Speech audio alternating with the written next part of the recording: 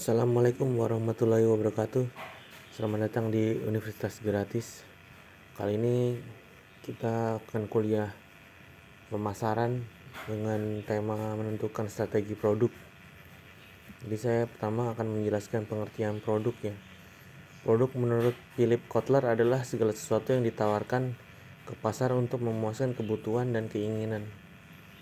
Kemudian menurut Basuswasta dan Irawan menyatakan bahwa produk adalah suatu sifat kompleks, baik dapat diraba maupun tidak diraba, termasuk bungkus, warna, harga, prestis perusahaan, pelayanan pengusaha, dan pengecer yang diterima pembeli untuk memuaskan keinginan dan kebutuhan.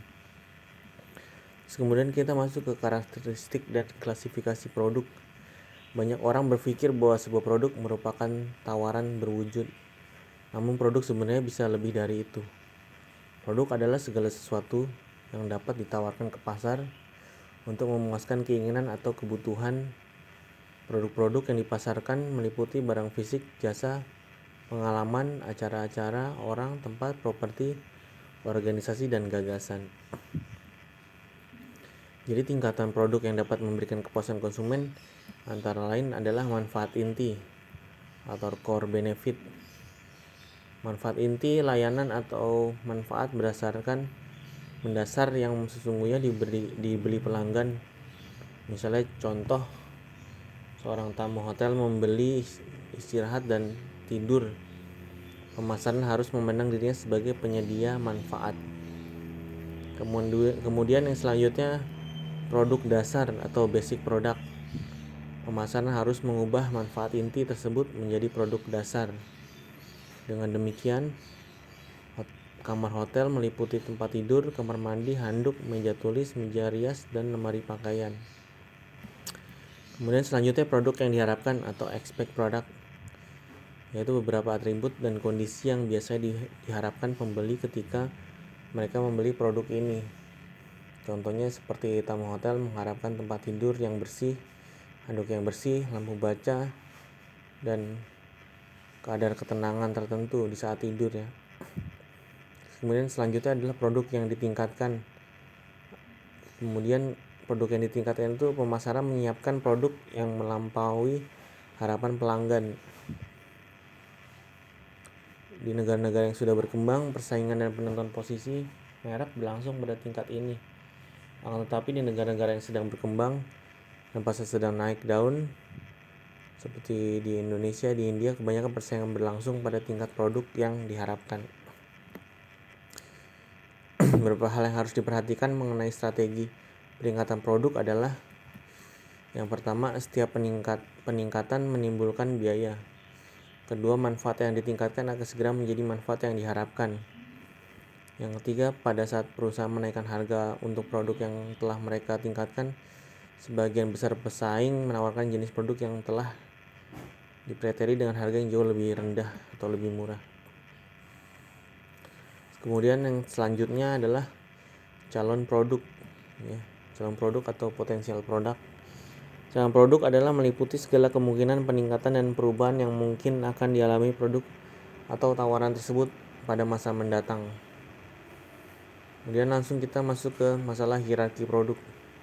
Hierarki produk ini ada beberapa macam ya hierarki. Yang pertama need family, kemudian yang kedua produk family, yang ketiga produk class, yang keempat produk line, yang kelima produk type, yang keenam item. Need family itu adalah kebutuhan inti yang mendasari keluarga produk ya, seperti itu. Kemudian produk family seluruh kelas produk yang dapat memberikan rasa aman, misalnya tabungan dan pendapatan. Yang ketiga produk class, kelompok produk bersama dengan keluarga produk yang dikenal karena mempunyai koherensi fungsional. Kemudian yang selanjutnya produk line, sekelompok produk pada kelas produk yang berhubungan satu dengan yang lain karena kinerjanya mempunyai fungsi yang sama. Kemudian produk type, sekelompok produk dan lini produk yang dapat digunakan menjadi satu dari berbagai kemungkinan lini produk.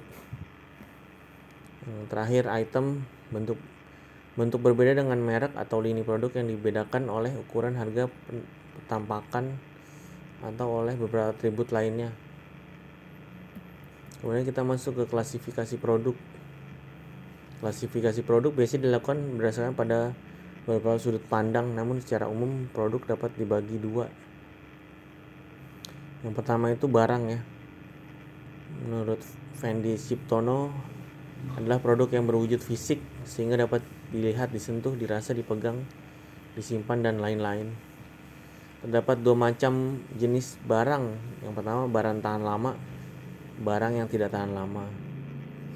Terus kemudian klasifikasi produk yang selanjutnya adalah jasa. Jasa menurut Philip Kotler adalah setiap tindakan yang dapat ditawarkan oleh suatu pihak pada pihak lain. Pada dasarnya jasa tidak berwujud dan tidak mengakibatkan kepemilikan apapun. Ya. Terus kemudian berdasarkan kriteria ini produk dapat diklasifikasikan menjadi barang konsumsi. Ya. Kemudian barang belanjaan, barang spesial, barang yang tidak dicari, seperti itu. Jadi barang konsumsi itu ada beberapa jenis lagi ya. Yang pertama itu barang belanjaan, barang yang proses pemilihan dan pembeliannya dibandingkan oleh konsumen diantaranya berbagai alternatif yang tersedia. Barang spesial, barang yang memiliki karakteristik atau identifikasi merek yang unik di mana kelompok konsumen bersedia melakukan usaha untuk membelinya. Seperti itu. Barang yang tidak dicari adalah barang yang tidak diketahui oleh konsumen, atau kalaupun sudah diketahui oleh konsumen belum tentu tertarik untuk membelinya. Kemudian masuk ke barang industri. Barang industri seperti bahan baku dan suku cadang, barang modal, kemudian perlengkapan dan layanan bisnis. Kemudian kita masuk ke ketahanan dan keberwujudan. Produk yang dapat diklasifikasi menjadi 3 kelompok menurut daya tahan dan wujudnya ya. Di sini yang pertama barang yang tidak tahan lama, barang yang tahan lama, jasa ya. Barang yang tidak tahan lama, barang berwujud yang biasanya dikonsumsi dalam satu atau beberapa kali penggunaan. Kemudian barang tahan lama, barang berwujud yang biasanya tetap bertahan walaupun sudah digunakan berkali-kali. Kemudian selanjutnya jasa adalah produk-produk yang tidak berwujud, tidak terpisahkan, dan mudah habis. Akibatnya produk ini biasanya memerlukan pengendalian mutu, kredibilitas pasok, dan kemampuan penyesuaian yang lebih tinggi. Masuk ke tahapan selanjutnya adalah klasifikasi barang konsumen. Begitu banyak jenis produk yang dibeli konsumen dapat diklasifikasikan berdasarkan kebiasaan belanja. Di antaranya yaitu barang sehari-hari. Barang sehari-hari dibeli pelanggan dengan cepat dengan upaya yang sangat sedikit. Contohnya misalnya sabun, pasta gigi, ya, sampo dan lain-lain. Kemudian yang kedua, barang toko adalah barang yang biasa dibandingkan berdasarkan kesesuaian kualitas, harga, dan gaya dalam proses pembeliannya.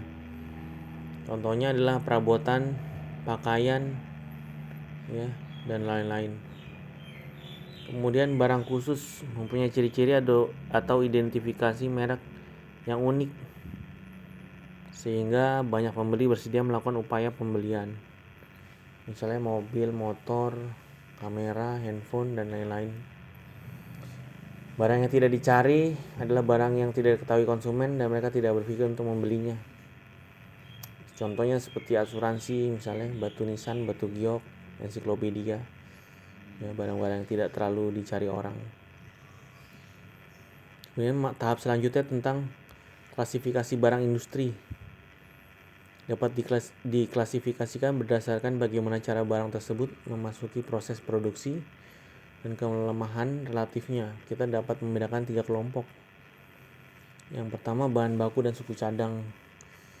Bahan baku dan suku cadang adalah barang-barang yang seluruhnya masuk ke produsen tersebut. Barang-barang ini terjadi menjadi 2 bagian biasanya kelompok.